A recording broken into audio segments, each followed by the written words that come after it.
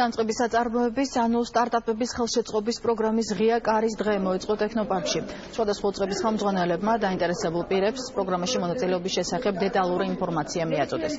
Ქვეყნის სწრაფი განვითარების მიზნით საქართველოს მთავრობის რეფორმების 8-პუნქტიანი გეგმის ფარგლებში მთავრობის დავალებით შესაბამისი პროგრამის განხორციელება საპარტნიორო ფონდმა და ინოვაციებისა და ტექნოლოგიების სააგენტომ დაიწყო.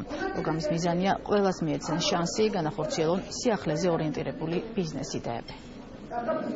Startup საქართველო არის უნიკალური და ინოვაციური წამოწყება თვითონ პროგრამა მას ახასიათებს ბევრი ისეთი თავისებურება, რომელსაც სჭირდება განსაკუთრებით დეტალურად ახსნა.